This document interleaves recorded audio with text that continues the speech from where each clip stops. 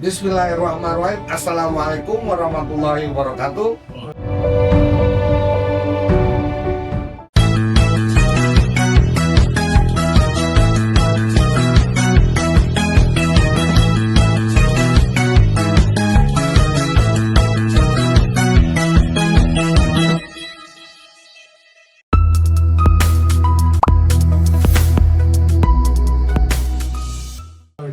Teman-teman, sahabat-sahabat, saudara-saudaraku, pemirsa semuanya di Rusdan BF Channel, Parmusi Channel.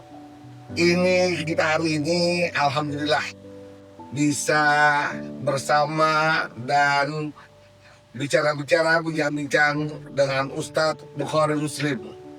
Ini Ustadz kita, Ustadz kondang kita, yang tentunya memiliki banyak pengalaman berdakwah, dan bukan hanya di Indonesia berdakwah itu, tapi juga di luar negeri, di mana-mana.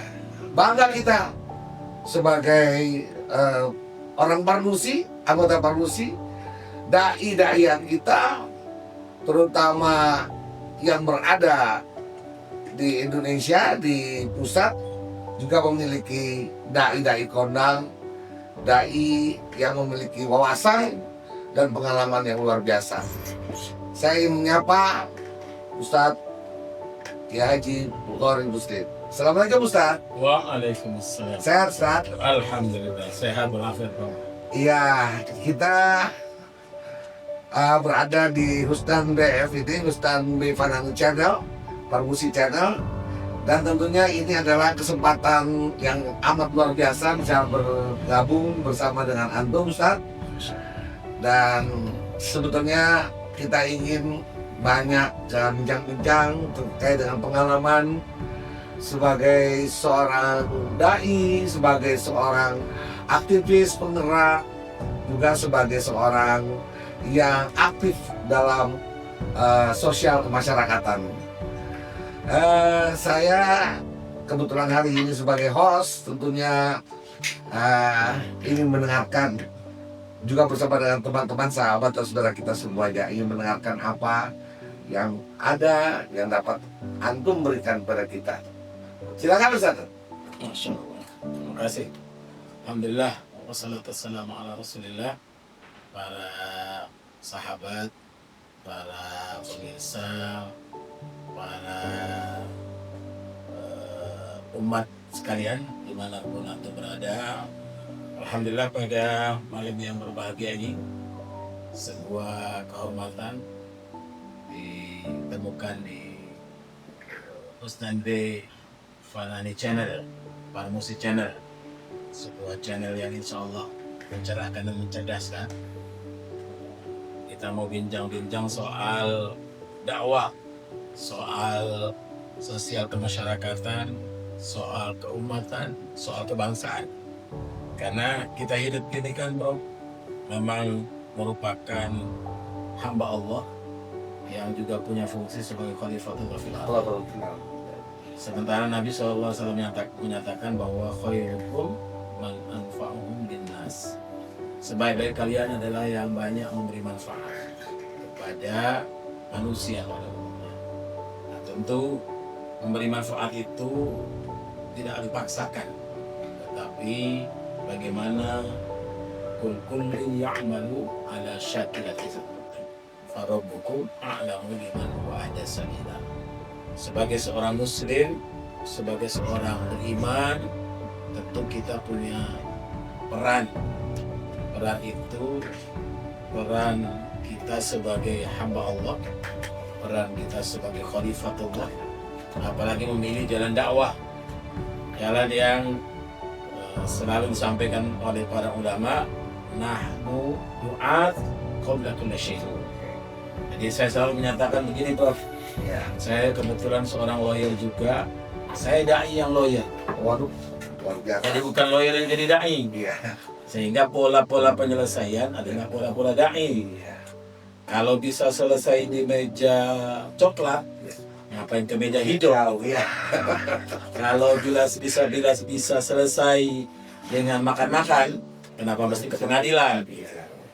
Jadi prinsipnya adalah bagaimana menghadirkan solusi tanpa masalah. Jadi mencari solusi tanpa harus ada masalah lagi.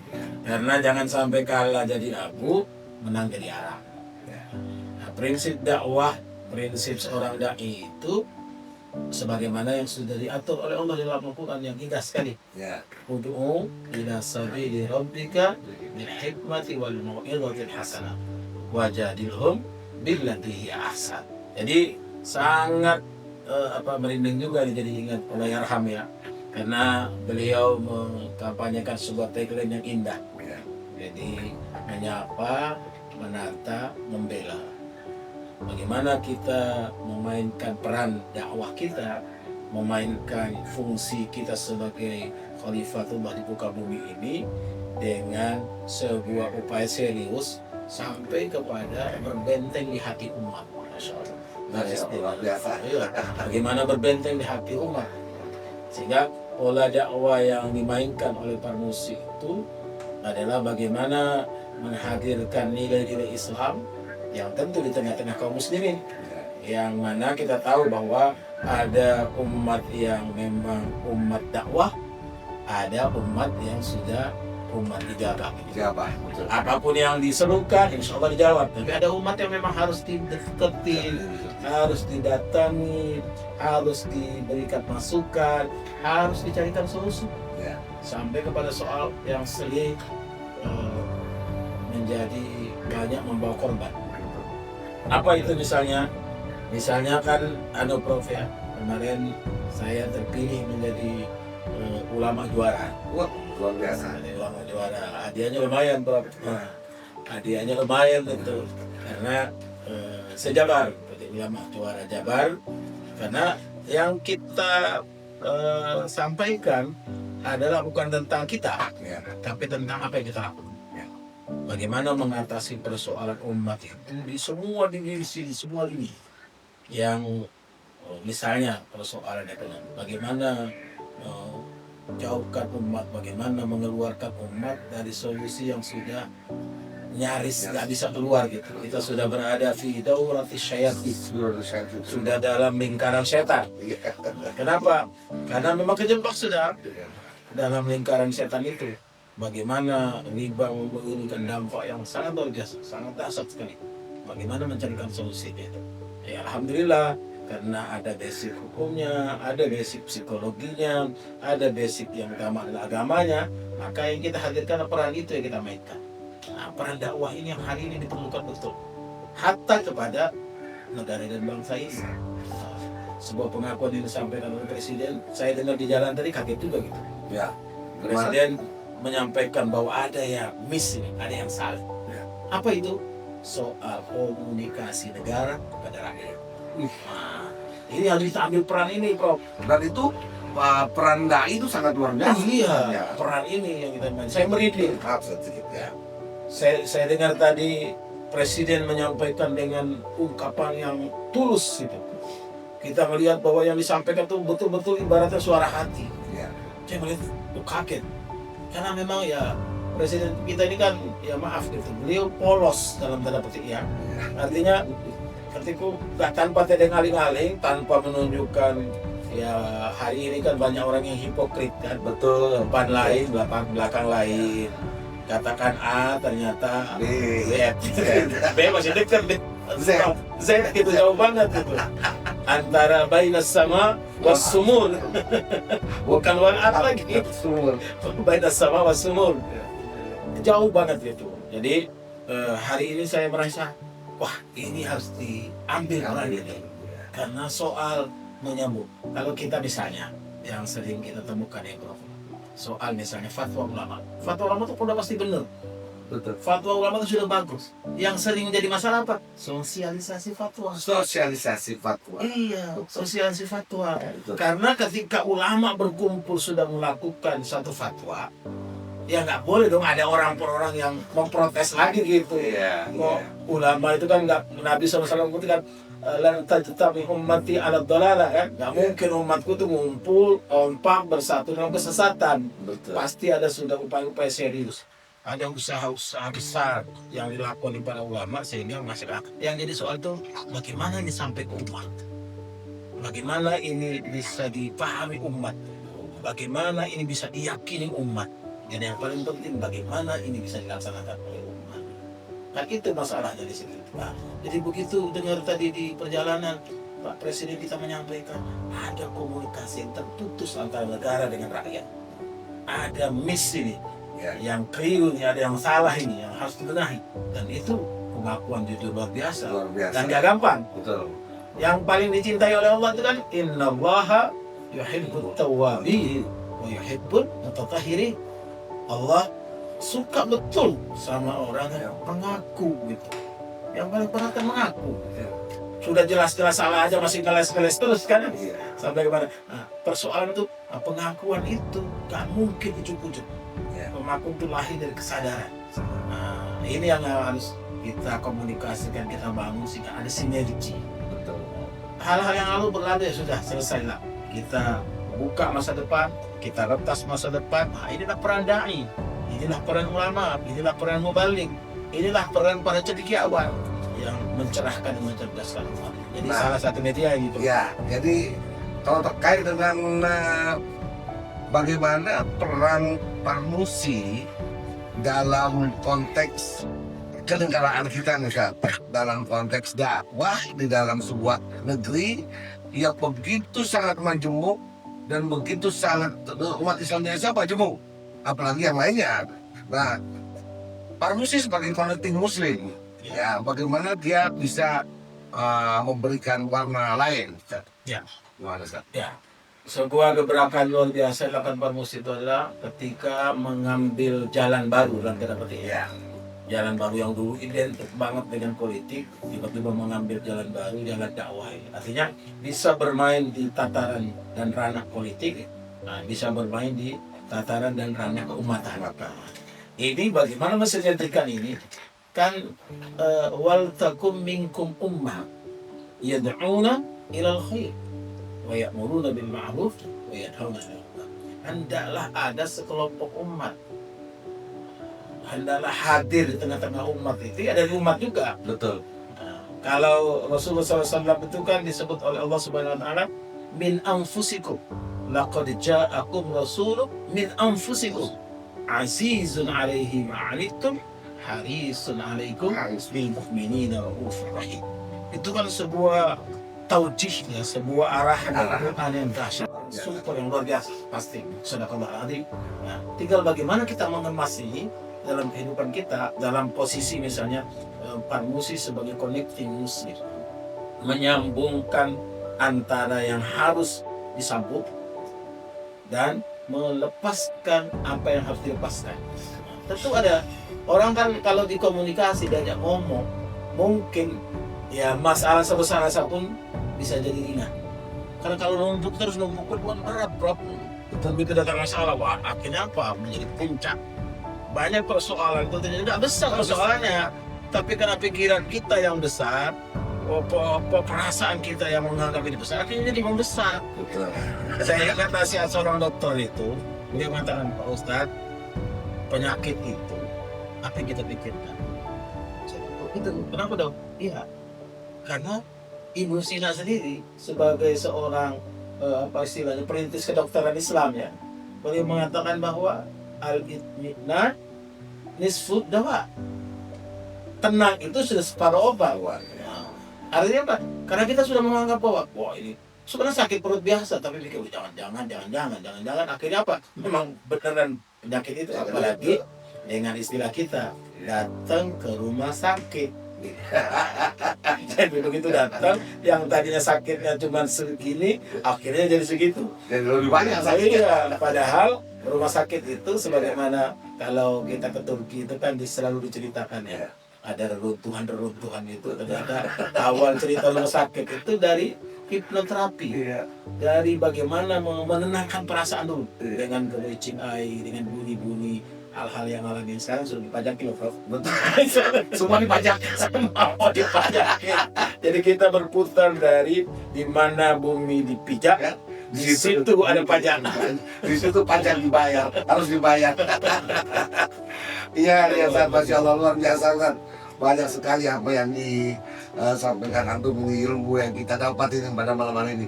Ada satu lagi Ustaz sebelum kita mengakhiri bincang-bincang kita. Bang Musi dia menjadi bagian dari gerakan dakwah dan ormas Islam hari ini di tanah air gitu, ya. Tapi Bang Musi juga sebagai tempat pembentukan kader-kader, Ya. kader-kader anak-anak bangsa. Jadi tentunya kita juga menciptakan atau membangun generasi yang berkarakter, generasi yang memiliki nilai kebangsaan yang luar biasa. Nah, menurut antum saat ini kira-kira Pak Musi bisa menjalankan ini dengan sesungguhnya ke depan atau bagaimana, Ustaz? Saya yakin, aku yakin sangat bisa. Ya. Kenapa? Karena kita misalnya ketika melakukan pembinaan di Kalimantan Barat, kan ada kelihatan hasilnya. Betul. Sekarang Bupati Sambas itu kader Parmus itu Pak ya. Musi itu ya. Saya turun ikut ngajar, membina beliau menjadi dai, kemudian beliau memang karena PNS, kemudian sampai menjadi wakil bupati dan akhirnya Jadi sekarang bupati. jadi bupati kan. Langsung jadi bupati. Bupati, ya. Beliau langsung jadi bupati dan sekarang untuk terpilih untuk 2 kalinya. Kali ya. Saya lihat ada sesuatu yang beliau buat sebagai seorang dai yang terasa di tengah Masyarakat. Madu'un, di tengah masyarakat, di tengah rakyat, sehingga orang mengapresiasi kerja besar itu dengan apa yang disebut manhaj dakwah Parmusi kan. Ada 4 pilar itu. Saya sampaikan dulu kepada Ketemu Layarham ketika dulu di Suutajio. Suutajio di mana? Suutajio itu di daerah Donggala. Donggala berarti di Sulawesi ya. Saya pernah ketemu salah satu anggota DPR di Donggala. Belum pernah ke sana. Karena kita sudah ke sana. 2 kali kita ke sana. Sulawesi itu Ustaz ya? Iya, Sulawesi Tengah. Sulawesi Tengah. Itu nggak ada jalan mobil, Prof. Wow. Harus melewati sungai. Sungai ya. Melewati sungai. Kita jalan ke sana. Kita ke sana, Pak Foto datang dan kita membeli satu rumah ibadah yang ditinggal pemiliknya. Ya. Dibangun tapi nggak selesai, ditinggal karena nggak ada orang, pengikutnya nggak ada. Kita beli, saya kasih nama waktu itu Baitul Ukhuwah. Baitul Ukhuwah, rumah ukhuwah. Terinspirasi apa dari surah Allahumma shalli Muhammad yang bunyinya doa Nabi Ibrahim. Rabbana inni askantu min dzurriyyati biwadin ghairi dzi zar'in 'inda baitikal muharram. Rabbana liqimus shalah faj'al afidatan minan nas tahwi ilaihim warzuqhum minats tsamarat la'allahum. Betul-betul sinkron dengan manhaj dakwah. Yang pertama membangkitkan apa kata Nabi Ibrahim? Rabbana inni askantu min dzurriyyati biwadin ghairi dzar'in 'inda baitikal muharram. Ada uslub yang indah. Beliau doa sendiri tapi melibatkan anak keturunannya. Rabbana, menyerunya. Rabbana, Ya Allah. wahai Tuhan kami. Ya. Begitu bicara tentang jawab, kata inni askantu min dzurriyyati biwadin ghairi dzi zar'in. Aku letakkan anak turunan di lembah tanah yang tandus, gersang, nggak ada orang, nggak ada air. Tapi apa? Anda baitikal muharram. Di rumahmu yang suci ini, di rumahmu yang mulia ini. Untuk apa? Rabbana liyuqimus shalah. Supaya anak keturunanku, keluargaku, generasiku, orang-orang yang ikut aku menegakkan sholat, menyambung hubungannya dengan Allah, menata imannya, mengokohkan tauhidnya, menguatkan keyakinannya sampai kepada melaksanakan syariat. Yang kedua adalah pendidikan. Ya. Pendidikan itu nggak boleh dianggap remeh, apalagi dikesampingkan. Jadi sedih banget gitu. Ayah saya guru, Prof. Ya.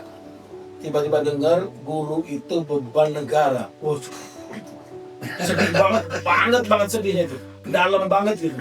Iya. Guru yang kemarin kampanye dijadikan objek, Iya. dijanjiin bakal akan terima 2 juta lagi, tiba-tiba sekarang oleh penanggung jawabnya dan lebih menyakitkan lagi, mohon maaf gitu.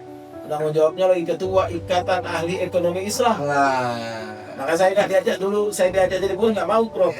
Kenapa? Ya orang nggak paham ekonomi Islam tiba-tiba jadi ketua ekonomi Islam, nggak paham syariah tiba-tiba jadi ketua masyarakat ekonomi syariah. Terus apa boleh dikerjakan? Betul.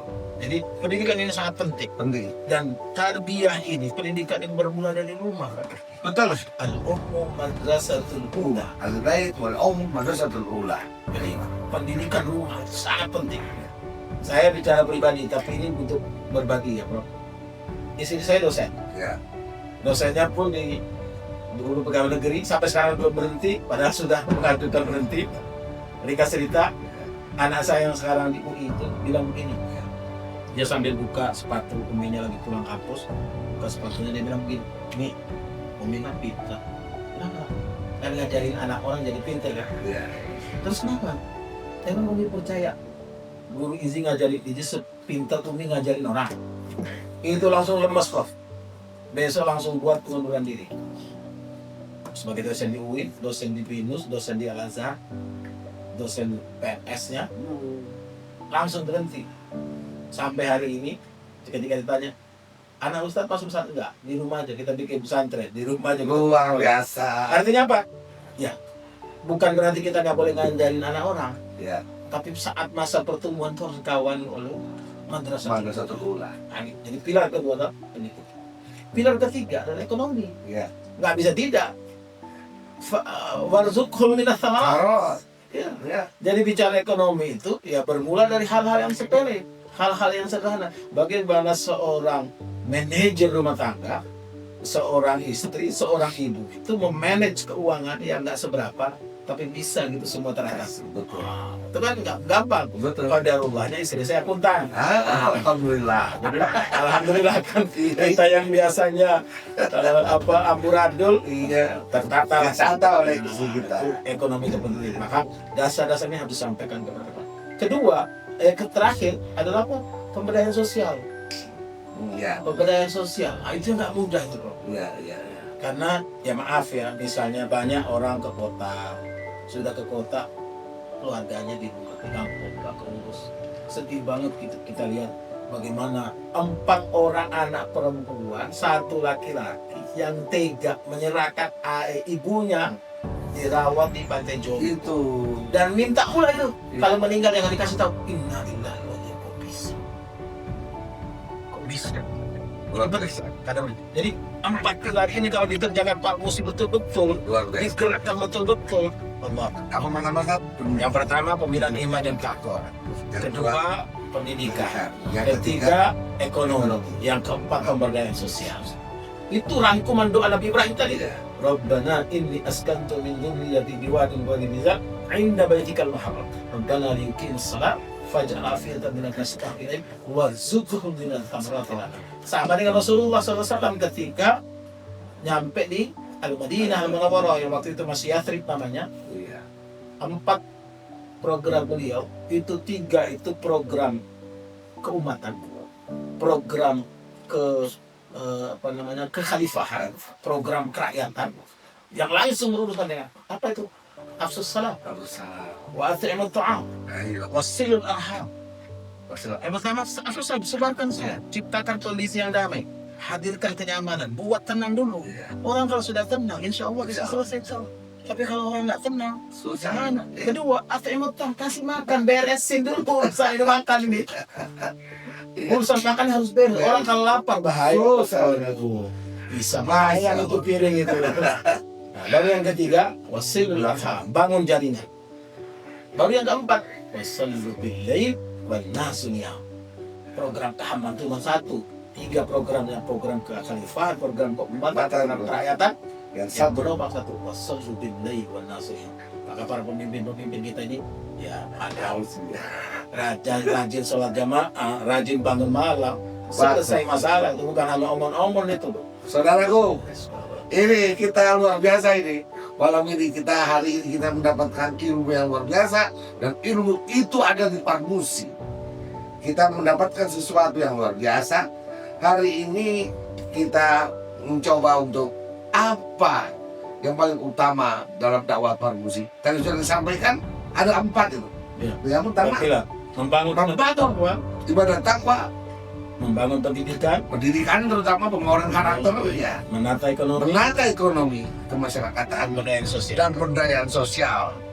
Dan tentunya insya Allah ke depan ya kita juga tidak akan melupakan nilai-nilai kebangsaan dan politik di dalam negeri kita. Namun Pak Kusi tetap membangun pilar-pilar ini menjadi bagian dari perjuangannya dan bagian dari pengabdiannya kepada bangsa dan negara dan tentunya umat Islam.